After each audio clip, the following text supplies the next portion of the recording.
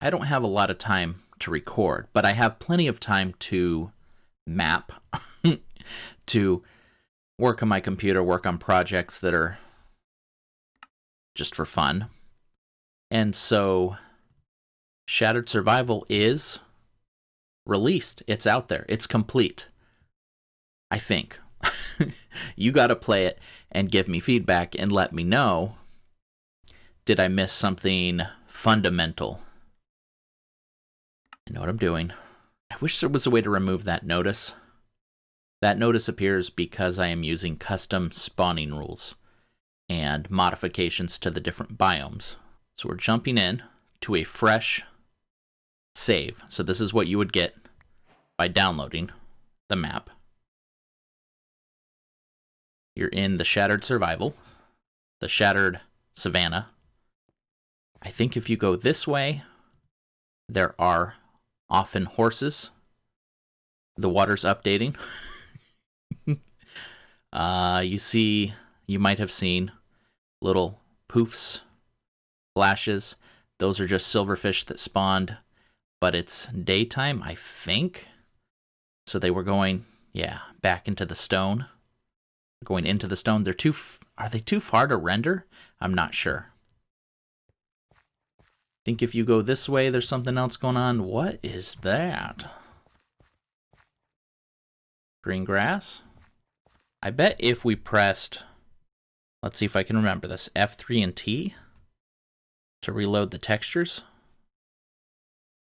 Yeah, okay, so that was just a visual glitch. I wonder if that'll happen to everybody. That's interesting. I was going to climb and start walking around while I'm talking, but that's unnecessary. So this is the overworld. This is where you start. You get your book. I've modeled it like my other books, where there's links to different sections. I do my best to explain the idea of the map, of the experience. This is part of my Survival and series, as we've discussed before. So that means I don't touch the map at all. It's just resource pack and, my goodness, I wanted to call it a behavior pack now because I've been working on Bedrock, and that's what they call that there. Resource pack and data pack. I knew it would come to me. Now we have fully stretched out these advancements from when you last saw.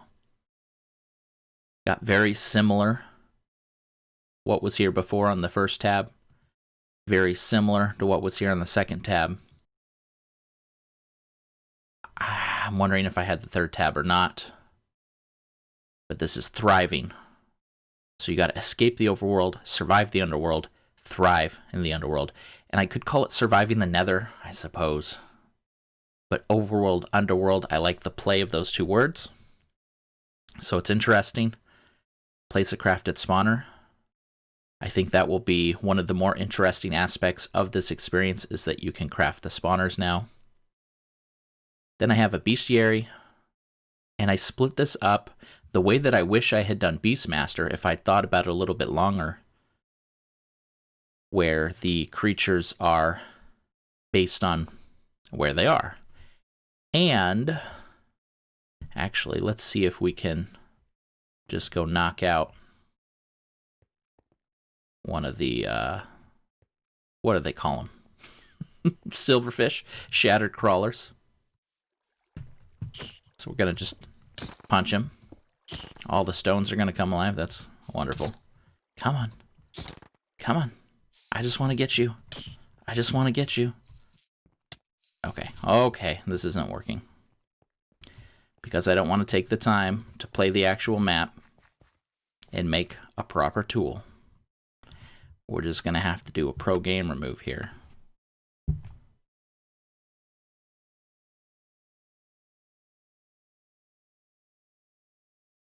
Okay, don't tell nobody you saw that. Let's see. Let's get Warped Sword, which is currently the best. I just want to show you something in the advancement screen. So it's okay that we're cheating this time. Now I gotta press the right button. So this is now considered done because you killed it. They're not tracked with a pop-up or the chat. It's more just a way for you to keep track. But also in the basalt deltas, this particular creature can also appear. So it's marked in both places. I think that's kind of nice. I broke it out this way just so that the advancement screen can't move around. Everything's just on screen at once. I really like that. And then the piece de resistance, the map challenges.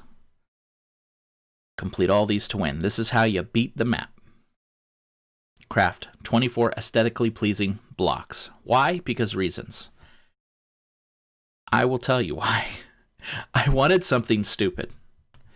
Because you can make spawners and mob farms like you never could before. I wanted to make it so however many eggs you could hold in your inventory is the advancement. But the way the advancement actually works, the trigger for it, and maybe there'd be a workaround, but I didn't want to figure out a workaround, is it cannot detect the amount if it's in more than one stack. For example, this is craft and stack 3 anvils. It's looking for a stack of 3 anvils in your inventory. If you create an anvil, put it in a chest, create 2 more anvils, go into the chest, take that anvil out, and put it in your inventory, but not in the stack of 3. It doesn't count. So I thought that was interesting, which is why I'm taking the time to explain it. This is make a nether beacon. Get one of the warped gear, so the best armor in this map. Have leaping, slow fall, speed, and fire resistance effects all at once. And I think I've verified that there's ways to get all of those. And hunt 15 unique mobs. This one was interesting. It's actually detecting all 26. So you see a 1 there. That's because we killed the silverfish, the shattered crawler. But I didn't want to make it so you have to get all 26, because honestly, there are some that I've made as rare, i.e. very low weight, very low chance of actually spawning, like a Vex. And so I didn't want to require that. I don't want you to be at the end of the game and then not be able to beat it. Or rather, grind. I suppose you'd be able to beat it if you were dedicated. But to sit there and have to grind at the end, I tried to avoid that. Except for the egg thing. But that's less of a grind, more of in your control. So the main... The main show? The main goal? Is to really just live and experience the Nether. I think this is interesting. There are going to be a few hiccups if you don't kind of pay attention to what the next step ought to be.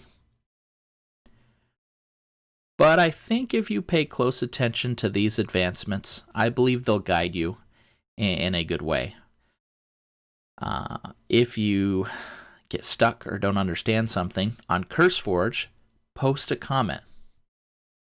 On this video, post a comment. But on the map, maybe it's better if you post it there, because then everyone can see your question. But because you're going to post it there, take time to write the question nice, and I'll make sure you get a good answer. We'll present it well for the other people that might be interested. Oh my goodness.